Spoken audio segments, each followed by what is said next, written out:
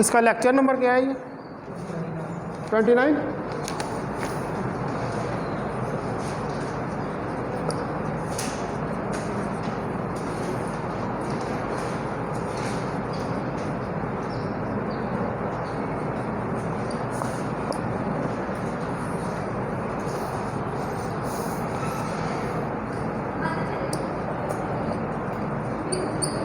Last time जो है वो मैंने एप्लीकेशंस ऑफ गाजेस लॉ जो है उनको स्टार्ट किया था।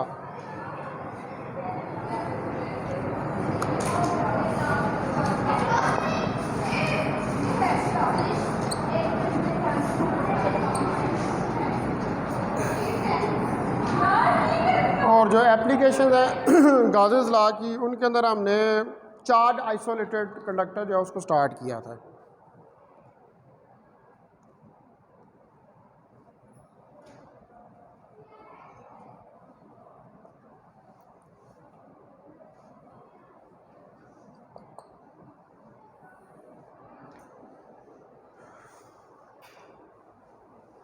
तो इसके अंदर मैंने एक थ्योरम राइट डाउन किया था प्रीवियस लेक्चर के अंदर कि अगर एक्स चार्ज को आप किसी सिलेंडर के ऊपर रखें तो वो सारा मूव करके उसकी आउटर सरफेस पे आ जाता है, यानी कि जब उसकी आउटर सरफेस के ऊपर आ जाता है तो उसके अंदर से वो खाली हो जाता है।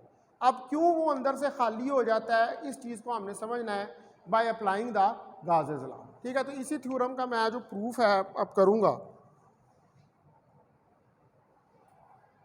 कि क्यों इस तरह होता है। तो सपोज करें कि हमारे पास ये एक चार्ज आइसोलेटेड कंडक्टर है।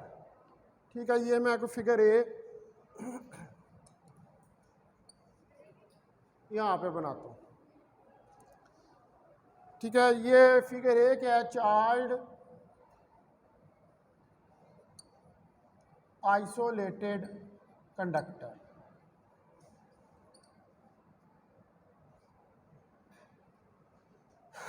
ये एक चार्ज आइसोलेटेड कंडक्टर है और इस चार्ज आइसोलेटेड कंडक्टर के अंदर मुझे इसकी ऊपर जितना एक्सेस चार्ज मैंने दिया है वो सारा एक्सेस चार्ज है वो इसकी सरफेस के ऊपर आ गया हुआ है। तो मैं इसके अंदर एक गाजियन सरफेस ये ड्रा करता हूँ।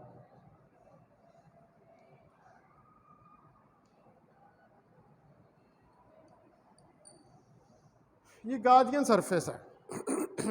ठीक है, जो हमने इस आर्बिट्रेरी शेप में जिस तरह की ये आर्बिट्रेरी शेप थी उसी तरह की एक गाजियन सरफेस जो है उसको हमने ड्रा कर दिया। ठीक है जी, तो अब ये जो चार्ज कंडक्टर है, consider a charge conductor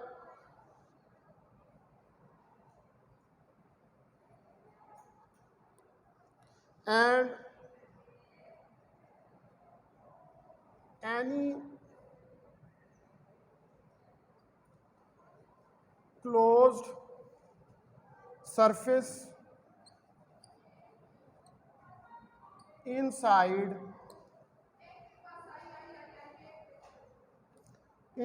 it as Gaussian surface as shown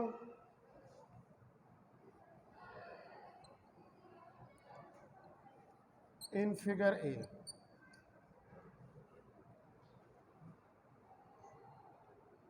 ठीक है, ये गाजियन सरफेस हमने इसके अंदर ड्रा कर चार्ज कंडक्टर के।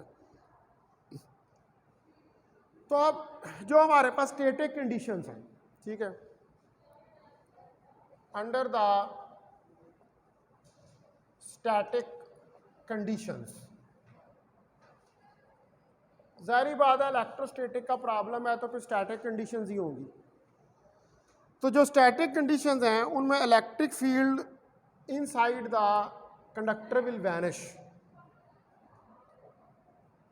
The electric field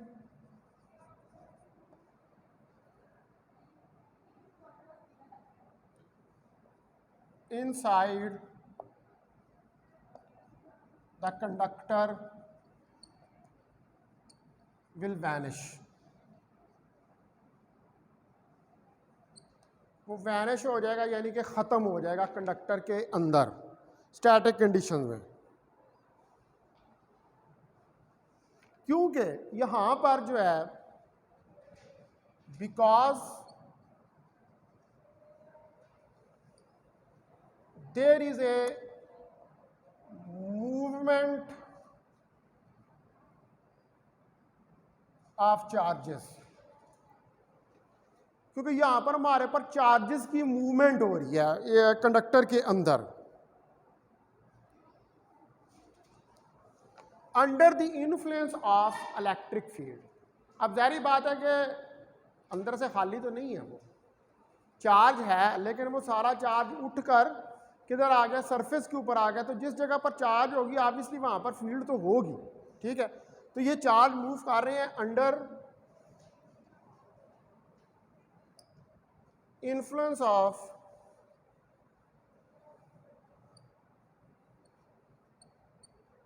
electric field, ठीक है। जो इलेक्ट्रिक फील्ड है इन चार्जेस की वजह से उसके अंदर इनकी मूवमेंट हो रही है। तो फिर जब ये मूवमेंट हो रही है तो जो स्टैटिक कंडीशंस हैं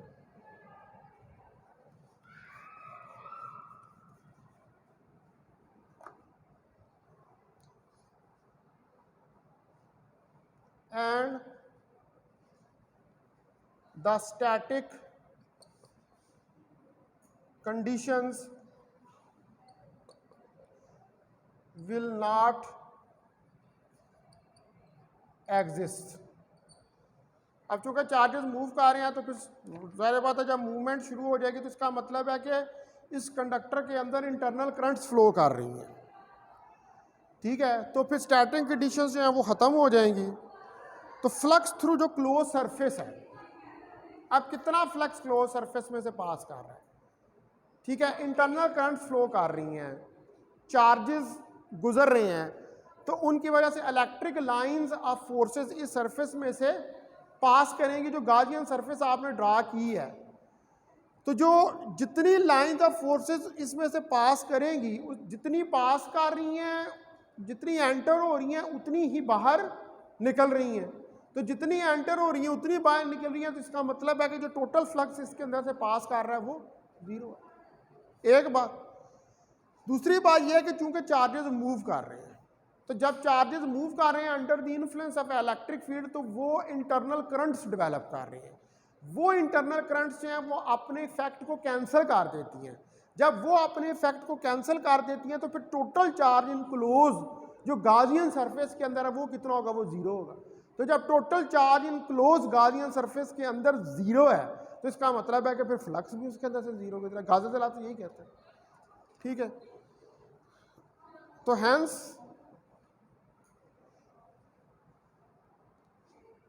flux through the Gaussian surface is zero, ठीक है। तो जो Gaussian surface में that is phi e is equal to zero, कि phi e जो है वो जीरो के बराबर है।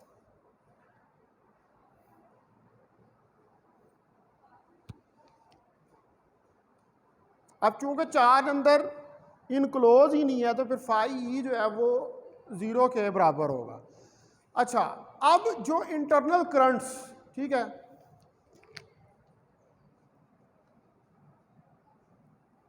The internal currents are flowing inside the conductor which will cancel out the effect of each other। तो ये इंटरनल करंट्स क्या करेंगी, ये एक दूसरे के इफेक्ट को कैंसिल कर देंगी। Hence, there is no charge enclosed in a Gaussian surface। तो इसका मतलब है कि कोई भी चार्ज जो है वो गाजियन सरफेस जो है उसके अंदर इनक्लोज नहीं है, यानी कि क्यू इनक्लोज जो है फिर वो आपके पास 0 के बराबर हो जाए। तो नाउ बाय गाजेस लॉ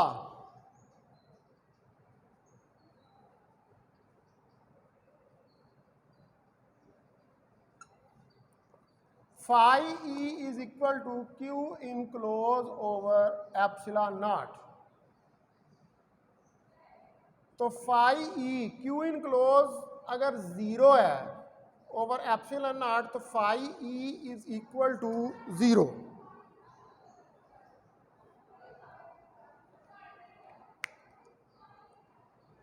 और phi E हमारे पास किसके बराबर होता है?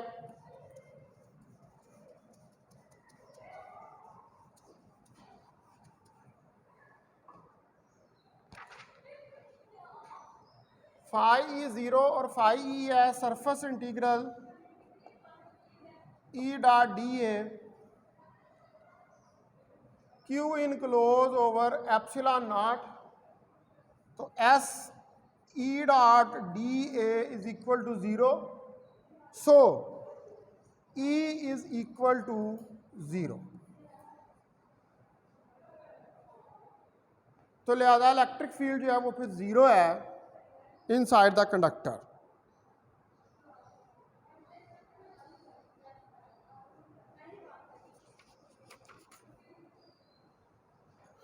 Therefore, as Q enclosed is 0 inside the Gaussian surface,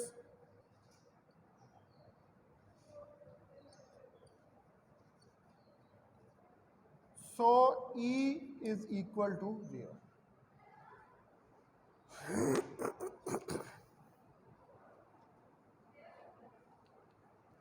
तो अब E अंदर तो 0 है, Q इनक्लोज 0 है, तो इसका मतलब अब चार्ज के पास रिजाइड करने की कौन सी जगह रह गई है? अंदर तो कुछ भी नहीं है, अब 0 हो गया। अब चार्ज के पास रिजाइड करने की जगह सिर्फ आउटर सरफेस रहेगी। तो लिहाजा वो सारा चार्ज, जितना एक्सेस चार्ज आपने दिया है, वो सारी का सारा उसकी आउटर सरफेस के ऊपर आ जाएगा। ठीक है, thus only the place for charges to reside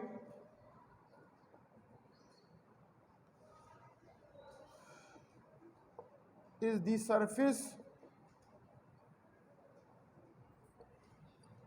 of a conductor। तो वो सिर्फ क्या है फिर? सरफेस ऑफ कंडक्टर है।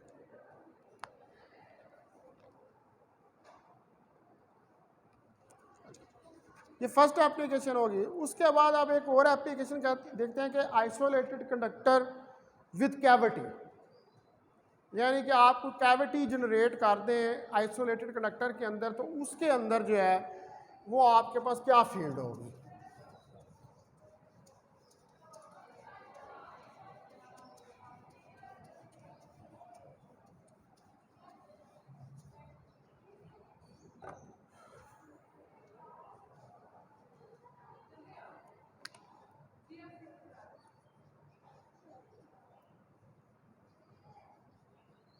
An isolated conductor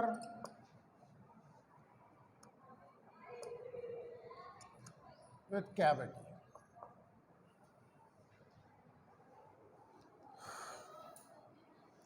तो आप कंसिडर करें कंडक्टर, और उस कंडक्टर के अंदर एक कैविटी जो है उसको ड्रिल कर दें। ठीक है, मिसाल के तौर पर ये एक कंडक्टर है,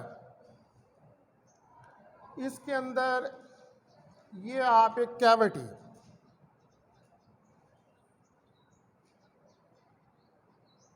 बनाते हैं और उस कैविटी के अंदर ये गाजियन surface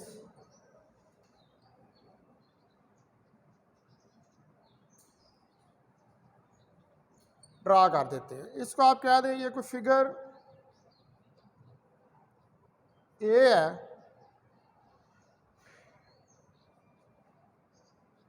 an isolated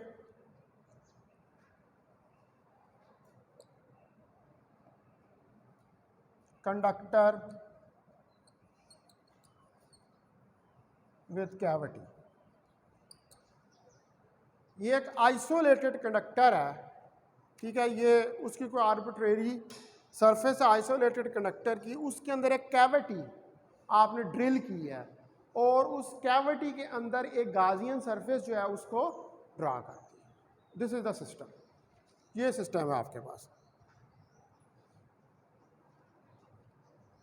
consider a conductor in which the cavity is scooped out or drilled, जिसके में कैविटी जो है उसको ड्रिल्ड किया या स्कूप आउट किया गया। अब इसके अंदर जो आप क्या करें, गाजियन सरफेस ड्रा करें। ड्रा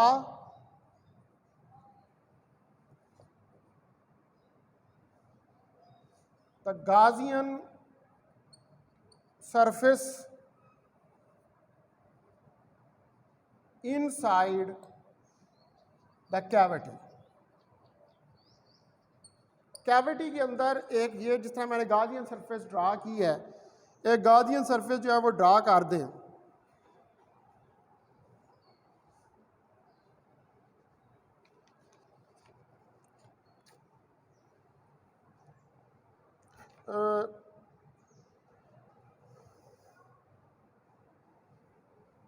इसमें थोड़ा सा मॉडल में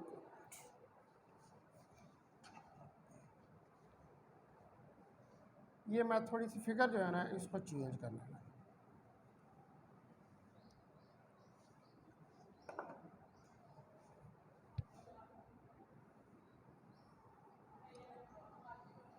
ये कैविटी, ठीक है, और इस कैविटी की जो वॉल्स हैं उनकी सराउंडिंग में गाजियन सरफेस, ठीक है। पहले मैंने अंदर ड्रा कर दी थी, अब मैंने चेंज कर दिया उसको। तो draw the Gaussian surface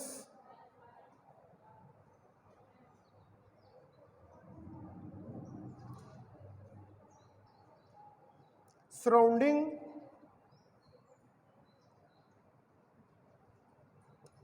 the cavity.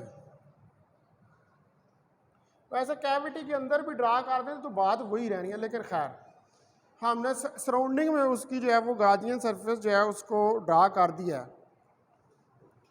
Close to the wall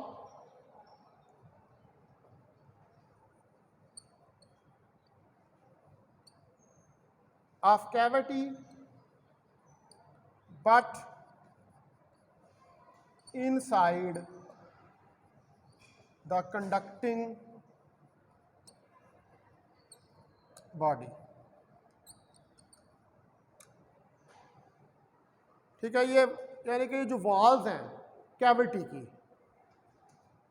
ये जो कैविटी की वॉल्स हैं, इन वॉल्स के क्लोज में आपने गाजियन सरफेस जो है उसको ड्रा कर दिया है। और ये गाजियन सरफेस किसके अंदर है, इस कंडक्टिंग बॉडी। ये आपके पास आइसोलेटेड कंडक्टर है। ये क्या है, ये कंडक्टर है।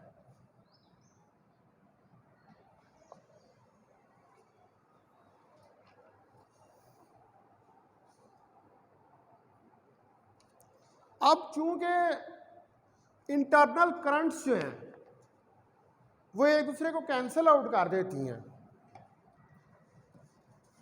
तो इस वजह से जो इलेक्ट्रिक फील्ड है इनसाइड द कंडक्टिंग बॉडी वो किसके बराबर होता है, that will be equal to 0। वो 0 के बराबर है, because the electric field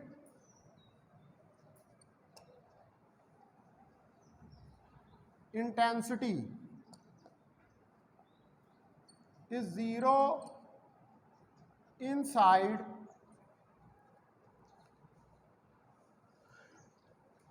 the conductor, ठीक है, as internal currents cancel out each other and Q enclose 0, so phi E is equal to 0. तो इसलिए phi E जो है वो भी 0 के बराबर हो जाएगा.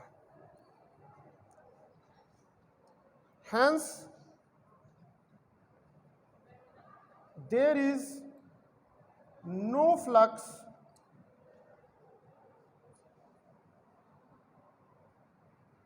through the conductor.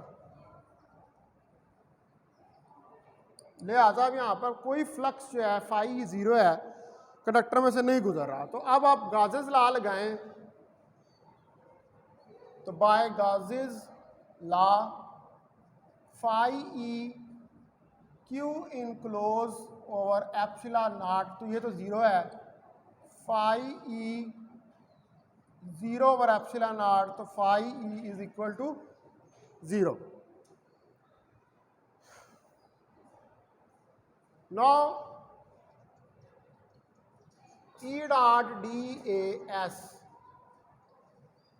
Q enclose over epsilon naught, अब Q इनक्लोज तो 0 है, तो S E dot DA is equal to 0, hence E is equal to 0.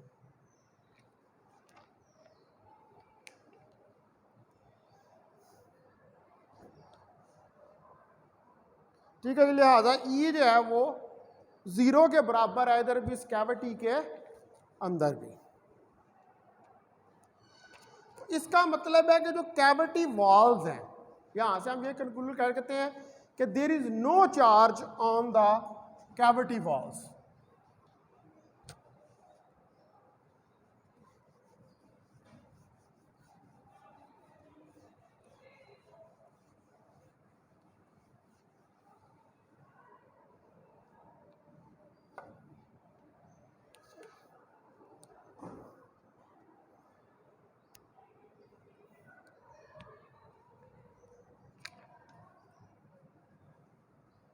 From there,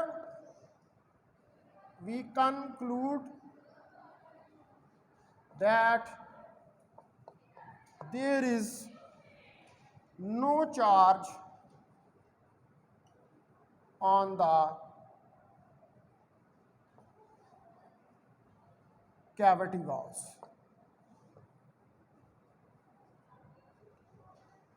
तो यहाँ से हम ये कि कैविटी वॉल्स के ऊपर जो है वो कोई चार्ज नहीं है. It remain on the outer surface of the conductor, ये सिर्फ कंडक्टर की आउटर सरफेस के ऊपर है.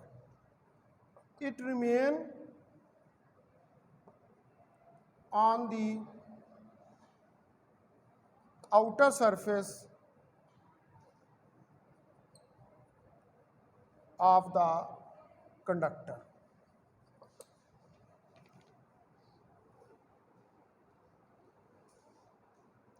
अच्छा, अब लेकिन अगर एक और केस यहाँ पर हम डिस्कस करें, क्या हम ये सपोज करें कि आपने चार्जेस को इनसाइड द कैविटी रख दिया, ठीक है. If we suppose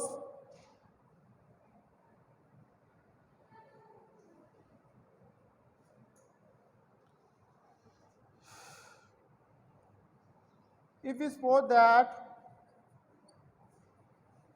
the charges were placed inside the cavity. अब चार्जेस को आपने कैविटी के अंदर रख दिया, तो अब भी जो जब आपने चार्जेस को रख दिया कैविटी के अंदर, तो स्टिल गाजेस लॉ जो है उसको रिक्वायर है कि, यानी कि अगर आप ये चाहते हैं कि जी इलेक्ट्रिक फील्ड हो, तो इलेक्ट्रिक फील्ड कब भी होगा, तब जब चार्ज होगा तो फ्लक्स गुजरेगा। तो फ्लक्स गुजरने के लिए गाजेस लॉ को टोटल चार्ज जो गाजियन सरफेस के अंदर इनक्लोज है वो चाहिए।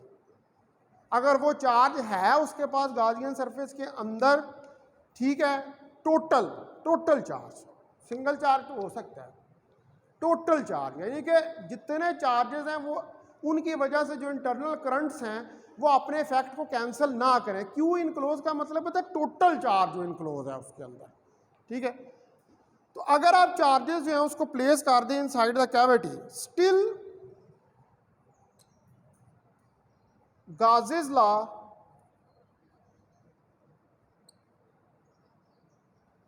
require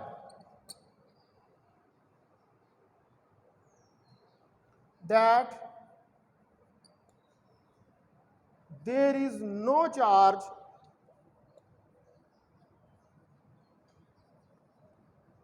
within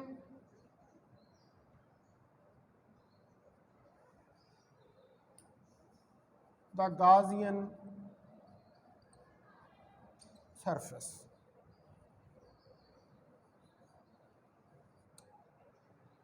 तो स्टिल जो है वो अगर आप रख भी दें तो गाजेस लॉ को ये रिक्वायर है कि कोई चार्ज जो है वो गाजियन सरफेस के अंदर नहीं है।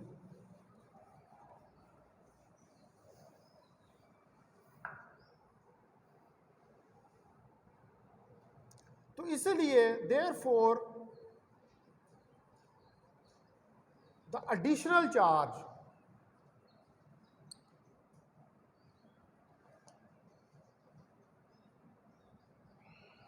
इसलिए जो एडिशनल चार्ज है must B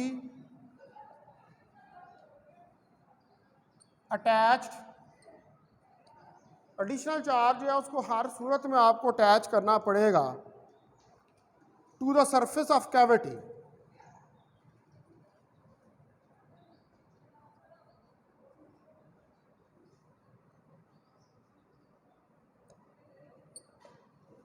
to ensure that charges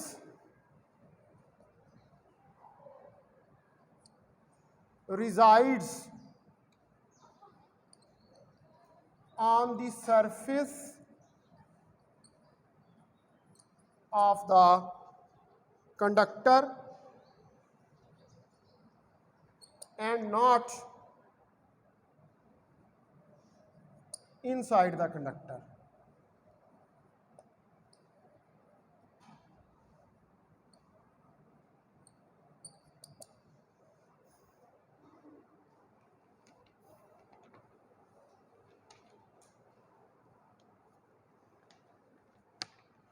तो अगर आप कैविटी के अंदर भी चार्जेस जो हैं उनको प्लेस कर दें, तो तब भी गाजेस लॉ को ये प्रूव करने के लिए रिक्वायर्ड है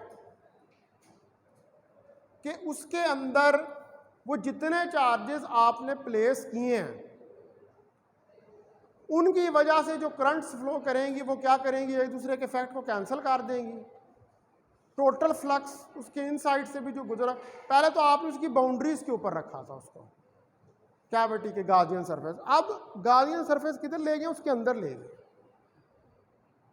ठीक है। तो गाजियन सरफेस जब अंदर ले गए तो तब भी वो जो चार्जेस पड़े हुए हैं उसके अंदर वो क्या कर रहे हैं, वो एक दूसरे के इफेक्ट को कैंसिल कर रहे हैं। लिहाजा उसके अंदर भी जो टोटल चार्ज कैविटी के अंदर भी इनक्लोज हो रहा है वो जीरो के बराबर है। तो लिहाजा चाहे आप उसकी बाउंड्रीज के ऊपर रखें उसको चार्ज को, चाहे आप चार्ज को उस कैविटी के अंदर ले जाएं जो आपने कंडक्टर के अंदर ड्रिल की है या स्कूप की है, दोनों सूरतों में चार्ज ने कंडक्टर की सरफेस के ऊपर ही है, ठीक है। चार्ज जो है वो कंडक्टर, क्योंकि अंदर जो है वो चार्जेस ने एक दूसरे के इफेक्ट को कैंसिल कर देना है। ठीक है जी, ये होगी दूसरी एप्लीकेशन। उसके बाद थर्ड एप्लीकेशन जो है वो हमने देखना है इलेक्ट्रिक फील्ड नियर ए चार्ज कंडक्टिंग शीट।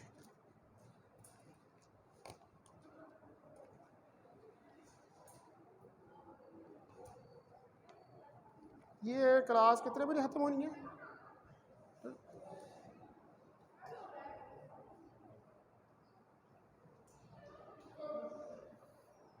10:15 खत्म होनी है, अभी टाइम है।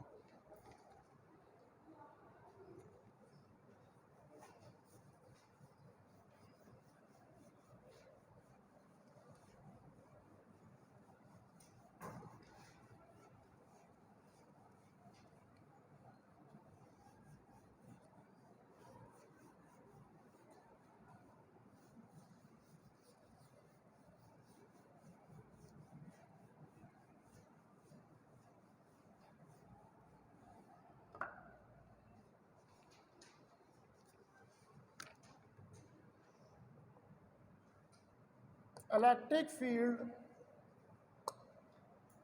नियर चार्ज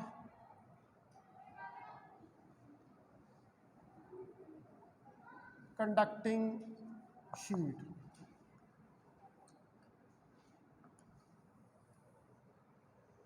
एक कंडक्टिंग शीट है, उसके ऊपर चार्ज डिस्ट्रीब्यूटेड है, तो हमने इलेक्ट्रिक फील्ड जो है वो उसको फाइंड करना है। तो अब इलेक्ट्रिक फील्ड जो इस कंडक्टिंग शीट के लिए होगा उसमें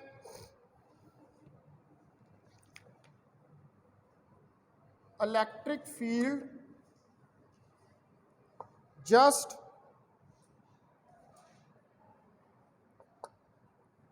outside isolated conductor।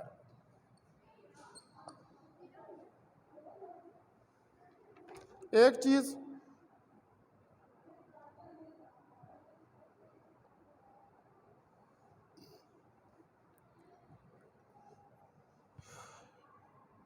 Number 2, external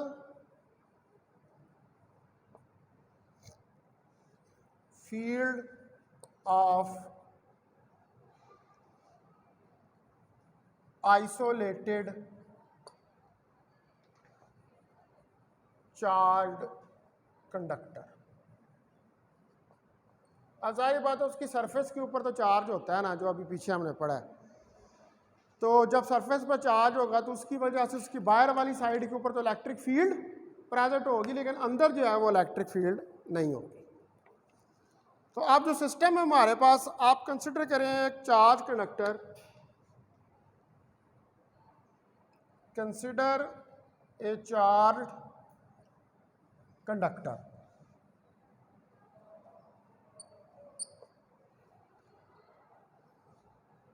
of a certain thickness।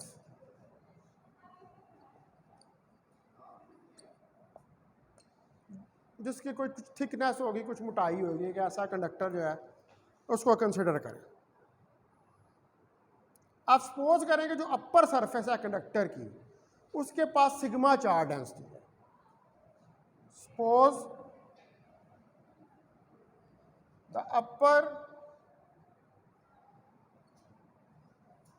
surface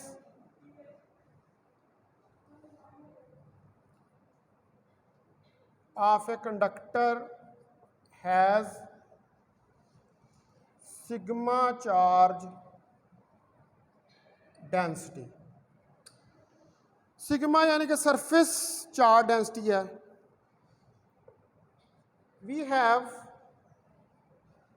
to calculate the electric field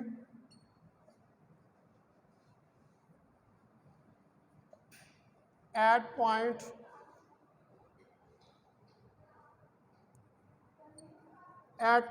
P just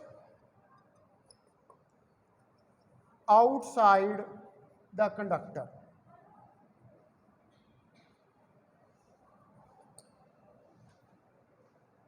आप सपोज करें कि जो कंडक्टर की अपर सरफेस है उसके ऊपर कोई चार्ज यूनिफॉर्मली डिस्ट्रीब्यूटेड है, और वो चार्ज यूनिफॉर्मली डिस्ट्रीब्यूटेड है, वो सरफेस के ऊपर डिस्ट्रीब्यूटेड है। अब हमने इलेक्ट्रिक फील्ड जो है जस्ट आउटसाइड, यानी कि उस कंडक्टर के थोड़ा सा ऊपर वाली साइड के ऊपर, थोड़ा सा बाहर जाके आपने किसी पॉइंट पी के ऊपर इलेक्ट्रिक फील्ड की वैल्यू को कैलकुलेट करना है, और क्या करना है, गाजेस लगा के कैलकुलेट करना है। तो अब मैं फिगर बनाता हूँ यहाँ पर। पहले सपोज करें कि ये कंडक्टिंग शीट है, ठीक है, जिसके ऊपर positive charge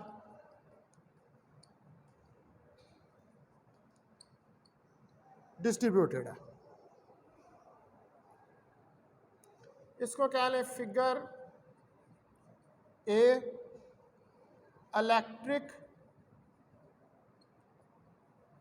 field just outside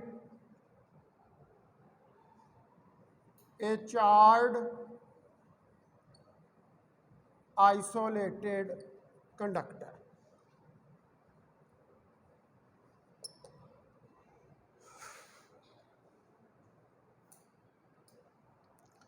अब यहाँ पर मैं एक सिलेंड्रिकल शेप बनाता हूँ।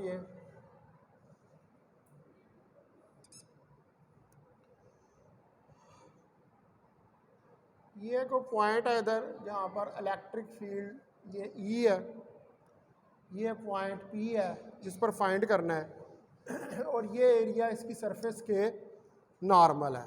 यहाँ से डिस्टेंस ये जो है ये आर डिस्टेंस है।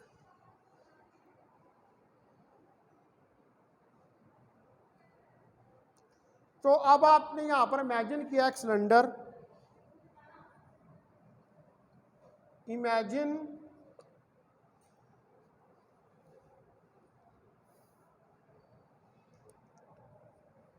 a cylinder with bottom in the conductor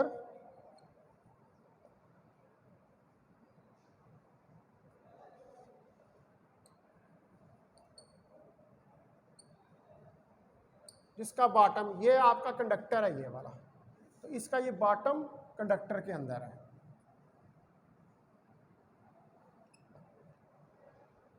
ठीक है, जो निचला हिस्सा है वो कंडक्टर के अंदर है, with bottom in the conductor and top through point P.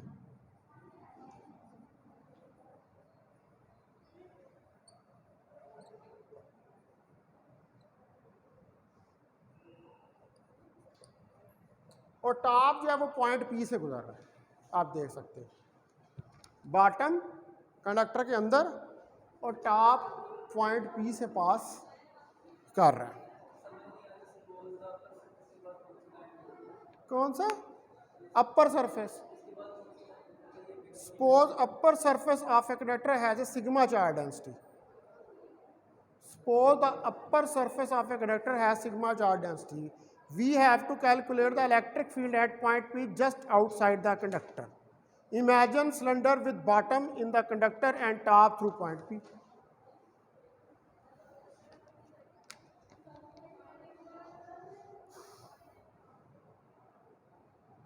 अच्छा, अब जो टॉप का जो एरिया है आपके पास, let the area of top is A। जो टॉप सरफेस है उसका एरिया जो है वो A के बराबर है। There will be no flux in the downward direction। ठीक है, ये ऊपर की तरफ आपके पास लाइन से आ रही है, तो डाउनवर्ड डायरेक्शन में तो आपके पास कोई फ्लक्स जो है वो नहीं है, because the charge inside the conductor is 0। ये अभी आप पढ़ चुके हैं कि जो इन साइड होता है कंडक्टर के उसके चार्ज 0 के बराबर होता है। तो चार्ज सिर्फ कहाँ पर है, उसकी आउटर सरफेस के ऊपर है, अंदर तो नहीं है। इस जगह पर चार्ज इनक्लोज नहीं है, टोटल चार्ज इनक्लोज नहीं है, चार्ज सिर्फ उसकी अपर सरफेस के ऊपर रिजाइड कर रहा है। तो उसकी अपर सरफेस के ऊपर रिजाइड कर रहा है, उसी की वजह से इलेक्ट्रिक फील्ड भी होगी।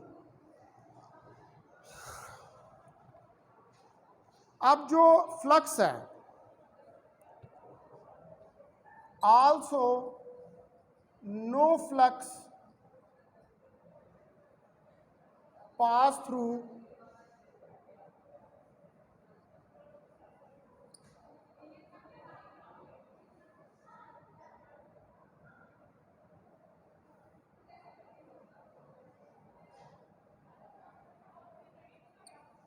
तो कोई फ्लक्स जो है वो इस कर्व्ड सरफेस में से पास नहीं करेगा।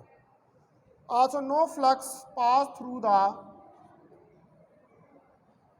Curved surface.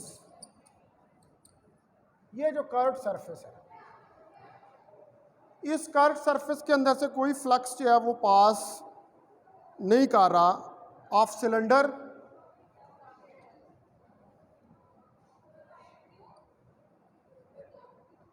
बिकॉज,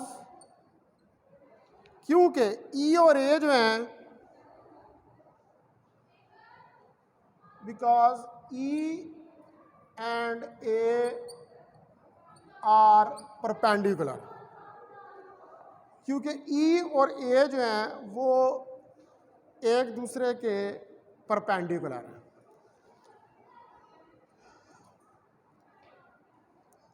ठीक है, यानी कि जो इस सरफेस का नॉर्मल होगा, ठीक है, आप जब इस सरफेस का नॉर्मल करेंगे तो वो नॉर्मल कैसे आएगा, वो ये आएगा नॉर्मल। तो ये नॉर्मल फिर इसके साथ कौन सा एंगल बना रहा है, 90 डिग्री का।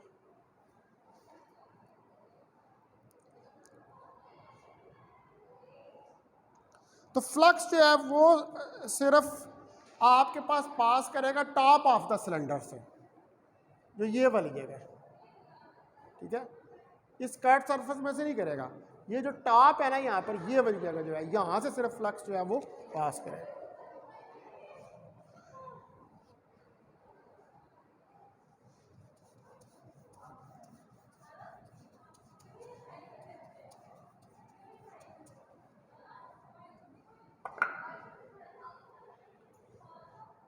Hence, the flux only pass through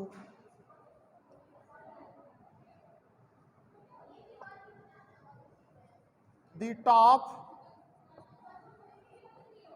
of the cylinder। तो फ्लक्स जो है वो सिर्फ टॉप ऑफ द सिलेंडर में से पास करेगा, विच इज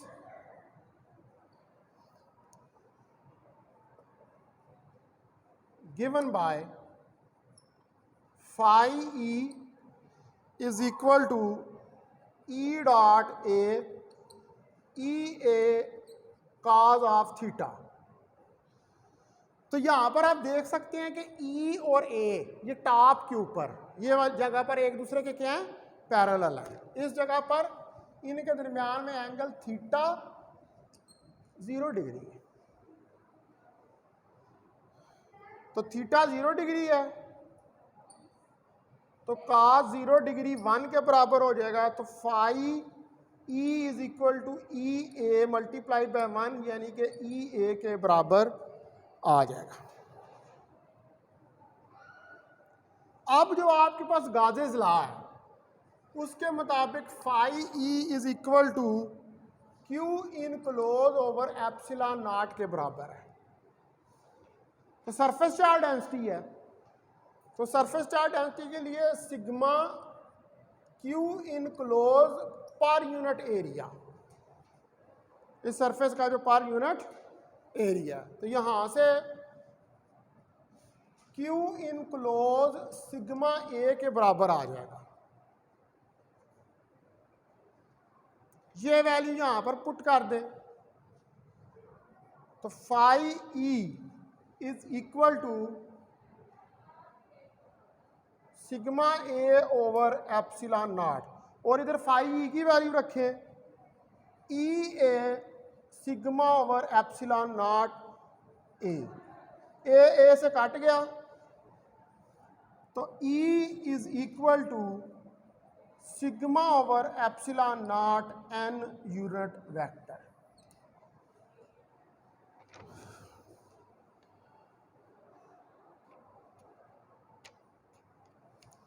अब यहां पर देखते हैं कि डिस्टेंस कहीं किसी जगह पर नहीं आ रहा उस पॉइंट पी का, ठीक है, यानी कि आर की तो कोई कंट्रीब्यूशन नहीं आ रही। इसको आप कह दें इक्वेशन 1। Equation 1 is independent